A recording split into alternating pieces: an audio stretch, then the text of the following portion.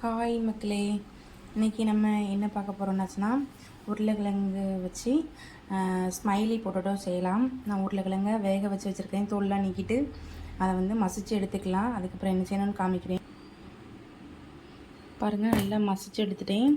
எந்தளவுக்கு மசிச்சு எடுத்துருக்கேன்னு பாருங்கள். இனிமேல் இது கூட கார்ன்ஃப்ளவர் மாவும் உப்பு லைட்டாக சேர்த்துக்கலாம். பாருங்கள், ஒரு 3/4 கப் அளவுக்கு கார்ன்ஃப்ளவர் மாவு எடுத்துருக்கிறேன்.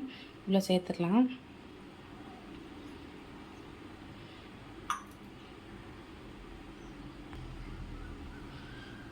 நல்லா மிக்ஸ் பண்ணிக்கலாம். சால்ட்டு வந்து நான் ஏற்கனவே உருளைக்கிழங்கு அவிய போடுறதுலேயே போட்டிருக்கேன். தேவைப்பட்டால் போட்டுக்கலாம். நல்லா மிக்ஸ் பண்ணிவிட்டு நான் காமிக்கிறேன். கொஞ்சமாக சால்ட்டு சேர்த்துருக்கேன். கிறிஸ்பினஸ்க்காக அரிசி மாவு கொஞ்சம் சேர்த்துருக்குறேன். முறுமுறுன்னு இருந்தால் பிள்ளைங்களுக்கு பிடிக்கும்ல, அதுக்காக. இங்கே பாருங்கள், சப்பாத்தி மாவு பசஞ்ச மாதிரி நல்லா சாஃப்டாக பசஞ்சு வச்சாச்சு. இனிமேல் நான் இதை உருட்டிட்டு காமிக்கிறேன். இங்கே பாருங்கள், இதே மாதிரி உருண்டை பிடிச்சிக்கணும்.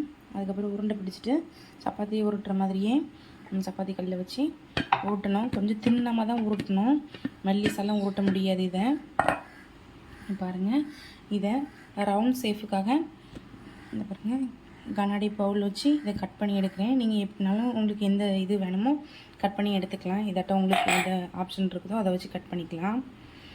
எடுத்துட்டு பாருங்கள், இது வந்து இதிலேயே ஒட்டிக்கிடுவோம். நம்ம இப்படி எடுத்து வச்சுக்கலாம். பாருங்கள், ஆல்ரெடி இப்படி கட் பண்ணி வச்சுருக்கிறேன். இன்னும் இதில் ஸ்மைலி ஃபேஸ்க்காக நம்ம கண்ணு வச்சுக்கலாம், கண்ணும் வாயும் வச்சுக்கலாம். இங்கே பாருங்கள், இதே மாதிரி செய்யுங்க. நான் எல்லாத்தையும் இருக்கிற மாவு எல்லாத்தையும் நான் அப்படி செஞ்சுட்டு உங்களுக்கு காமிக்கிறேன். இங்கே பாருங்கள், முக்கோண ஷேப்லேயும் ஸ்மைலி ஃபேஸ் செஞ்சு வச்சுருக்கேன். இங்கே பாருங்கள், ரவுண்ட் ஷேப்லேயும் செஞ்சு வச்சுருக்கேன். இதே மாதிரி செஞ்சுட்டு இனிமேல் எண்ணெயில் போட்டு பொரிச்சு எடுத்துடலாம். எண்ணெய் கொஞ்சம் சூடாக வச்சுக்கிட்டு பொரிச்சு எடுக்கணும். எண்ணெய் நல்லா காஞ்சிருச்சு. இப்போ நம்ம அந்த இதை ஒன்றா போட்டு பொரிக்க ஆரம்பிச்சிடலாம். சிம்மில் வச்சுக்கிட்டு போடுங்க.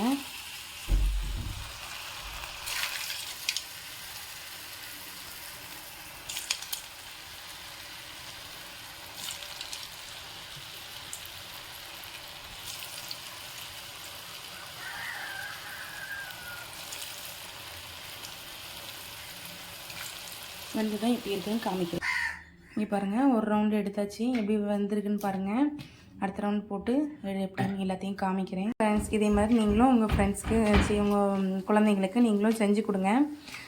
ஹெல்த்தியாக வீட்டிலையே செஞ்சு சாப்பிடுங்க. தேங்க்யூ.